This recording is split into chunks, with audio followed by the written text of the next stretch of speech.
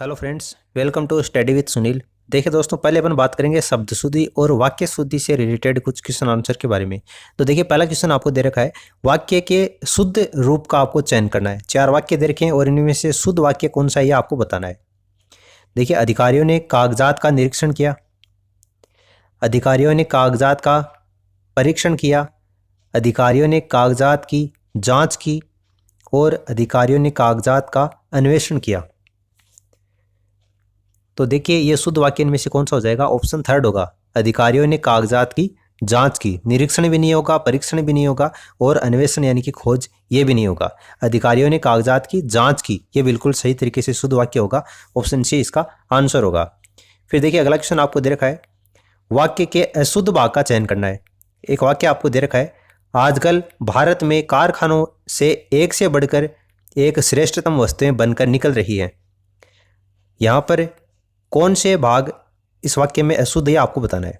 देखिए, आजकल भारत के कारखानों से ये अशुद्ध है, या एक से बढ़कर एक श्रेष्ठतम वस्तुएं ये अशुद्ध है, या बनकर निकल रही हैं ये अशुद्ध है, या फिर इसमें कोई भी त्रुटि नहीं है।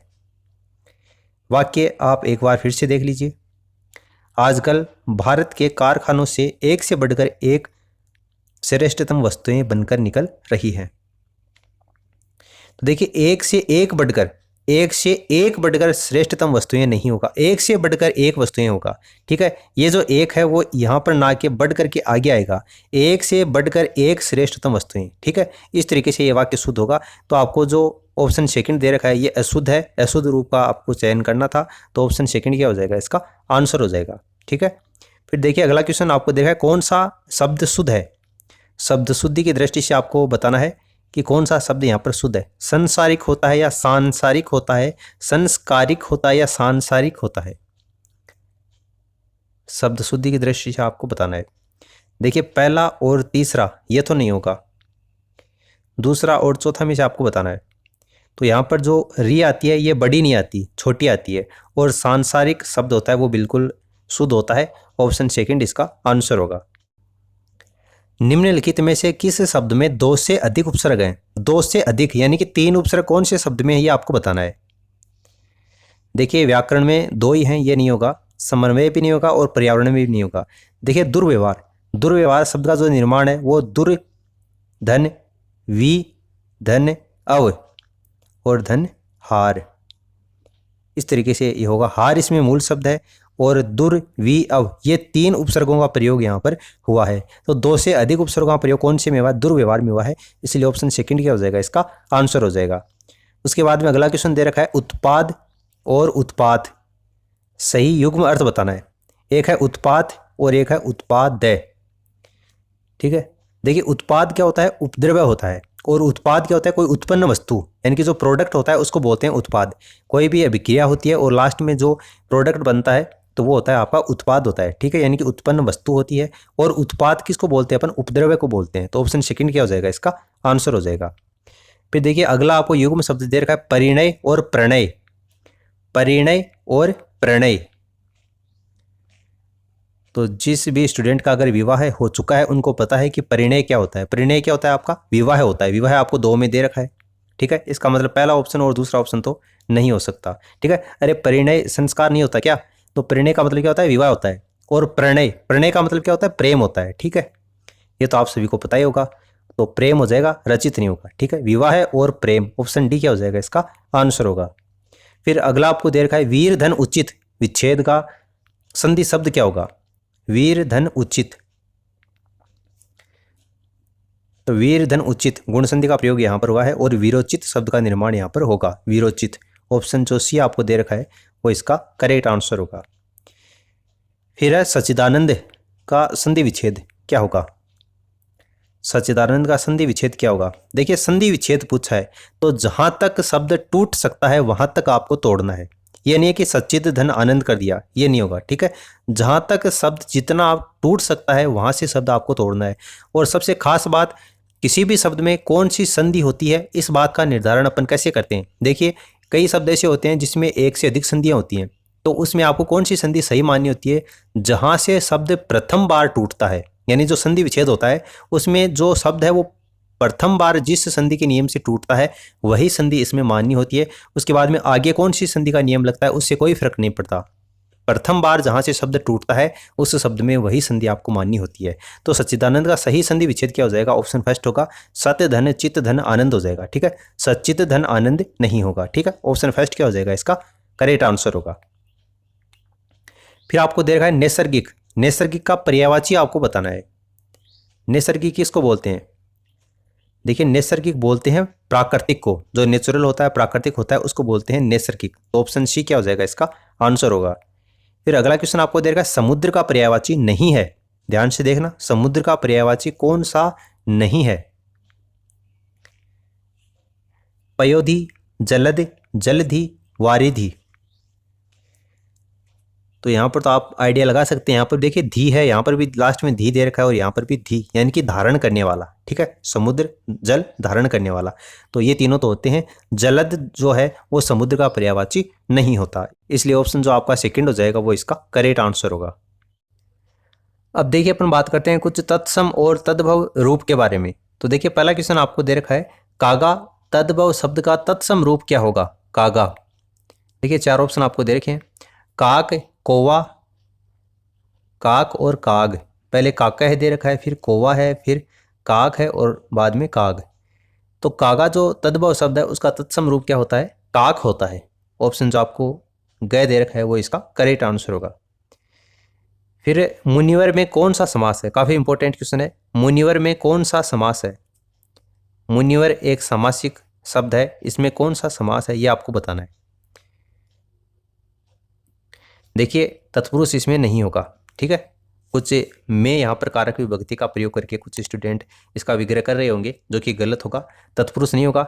और अव्यय भाव तो पहला पद अव्यय होता है, तो ये तो होने से रहा, क्योंकि यहाँ पर कोई अव्यय शब्द आपको दिखाई नहीं दे रहा। पहला पद जो है वो संख्यावाची होता है, कौन से समास में? द्विगु समास में, तो ये भी नहीं हो सकता। कर्मधारय समास का ये उदाहरण है मुनिवर। ठीक है, ऑप्शन सी क्या होगा? इसका करेक्ट आंसर होगा। फिर अगला क्वेश्चन दे रखा है नाक में दम कर देना, मुहावरे का अर्थ बताना है। नाक में दम कर देना, चार ऑप्शन आपको दे रखे हैं। नाक में दम कर देना, इस मुहावरे का अर्थ क्या होता है?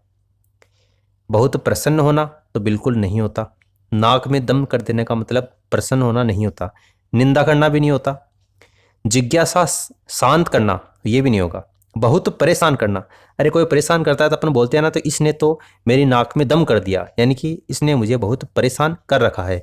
तो बहुत परेशान करना, नाक में दम कर देना, ऑप्शन डी क्या होगा? इसका करेक्ट आंसर होगा। फिर देखिए सभा कौन सी संज्ञा है? सभा जो शब्द है इसमें कौन सी संज्ञा ये आपको बताना है। सभा,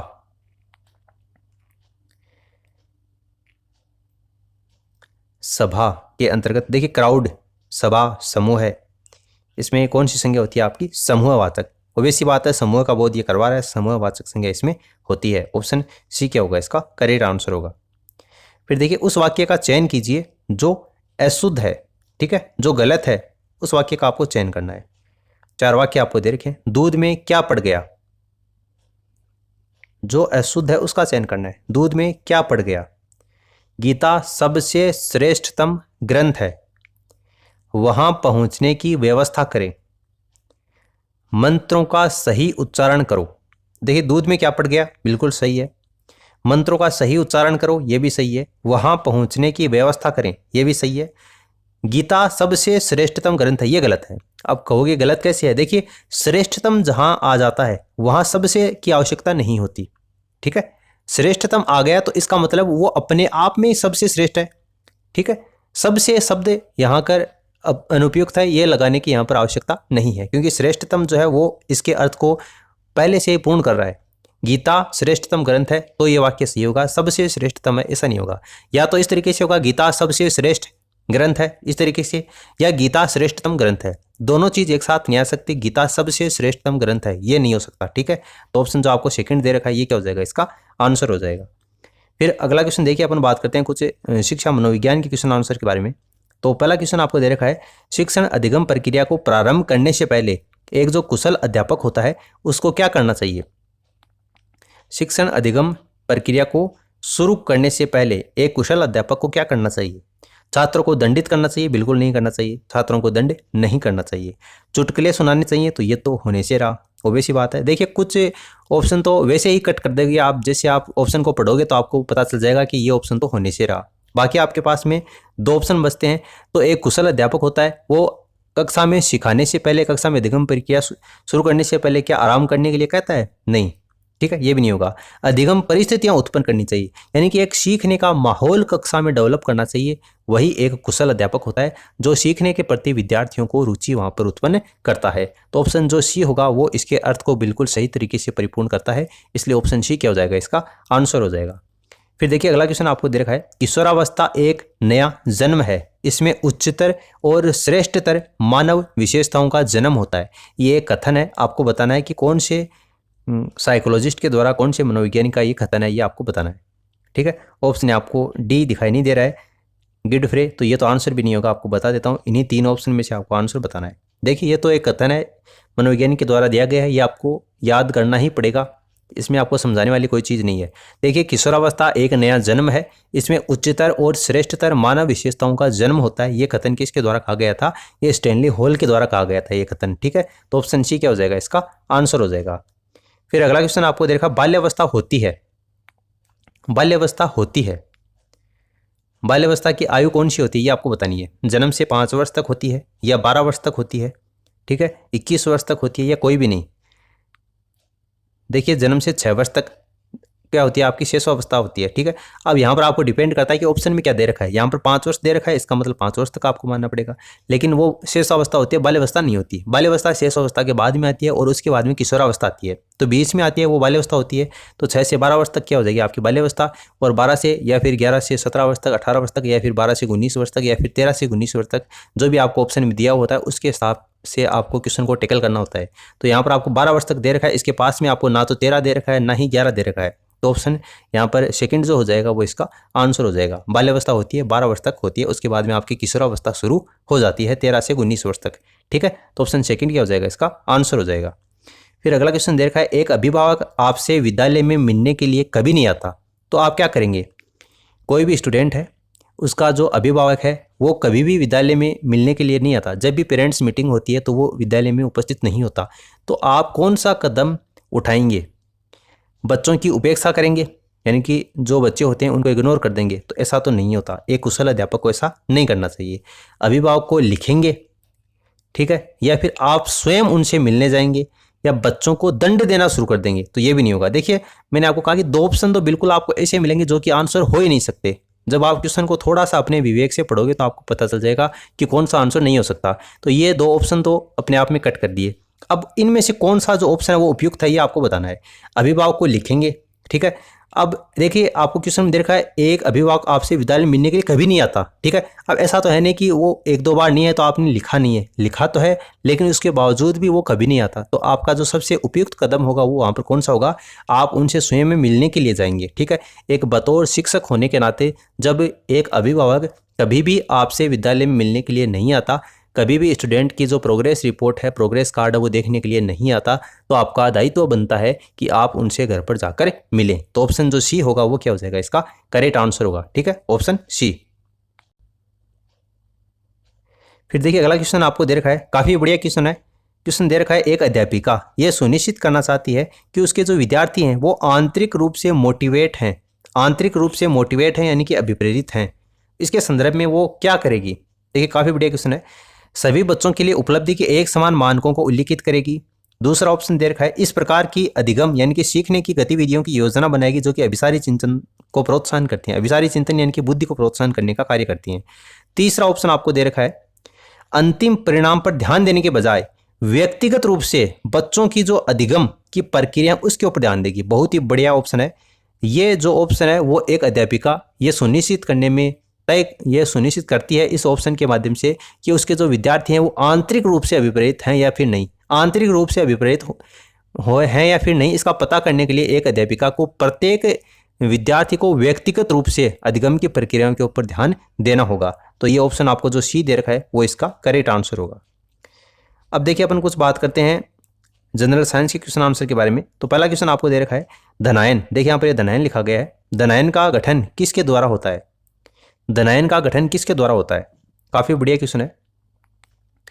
अब आप सभी को पता होगा कि धनायन का गठन, धनायन का जो निर्माण किससे होता है? इलेक्ट्रॉन की कमी के कारण, यानी इलेक्ट्रॉन त्याग कर, कोई भी धातु होती है, ठीक है, इलेक्ट्रॉन त्याग कर वो धनायन बनाती है ना। तो इलेक्ट्रॉन की कमी होगी तभी तो वो धनायन बनेगा। इसका मतलब ऑप्शन जो सेकंड हो जाएगा वो क्या होगा? इसका करेक्ट आंसर होगा। फिर अगला क्वेश्चन आपको दे रखा है, आयनों का गठन किसके द्वारा होता है? आयनों का गठन किसके द्वारा होता है? आयनों का गठन, देखिए पहला क्वेश्चन आपको दिया गया था कि धनायन का गठन किसके द्वारा होता है, तो मैंने आपको बताया इलेक्ट्रॉन की कमी होगी, यानी इलेक्ट्रॉन त्याग कर धनायन बनाती है। लेकिन आयनों का गठन किसके द्वारा होता है? आयनों का गठन होता है इलेक्ट्रॉन की वृद्धि के कारण, ठीक है, इलेक्ट्रॉन की वृद्धि के कारण आयनों का गठन होता है। तो ऑप्शन जो सी हो जाएगा वो इसका करेक्ट आंसर होगा। फिर अगला क्वेश्चन आपको दे रखा है, तत्वों के परमाणुओं के बीच में इलेक्ट्रॉनों को हस्तांतरण द्वारा गठित एक बंध को कहा जाता है। तत्वों के मध्य जो परमाणुओं के बीच में इलेक्ट्रॉन्स होते हैं उसके हस्तांतरण के द्वारा गठित जो बंध होते हैं उसको किस नाम से जाना जाता है? उसको आयनी बंध के नाम से, यानी आयोनिक बॉन्ड के नाम से उसको जाना जाता है। ऑप्शन फर्स्ट क्या हो जाएगा? इसका करेक्ट आंसर होगा। फिर अगला क्वेश्चन आपको देखा है, तत्वों के परमाणुओं के बीच में इलेक्ट्रॉनों के बांटने से बनने वाला जो बंध होता है उसको किस नाम से जानते हैं? तत्वों के बीच में कोई भी एलिमेंट है, ठीक है, उसके परमाणुओं के बीच में जो इलेक्ट्रॉन्स होते हैं उसके बांटने से बनने वाला जो बंध होता है, यानी जो इलेक्ट्रॉन शेयर करते हैं तो उसके बीच में जो बॉन्ड बनता है उस बॉन्ड को किस नाम से जाना जाता है? तो उस बॉन्ड को सहसंयोजी बंध के नाम से जाना जाता है। ऑप्शन जो आपका सेकंड होगा वो क्या हो जाएगा? इसका करेक्ट आंसर होगा। तो इस वीडियो में उम्मीद करता हूँ कि आपको काफ़ी कुछ जानने को मिला होगा। For the time being this is the end of the video and thanks for listening. God bless you all.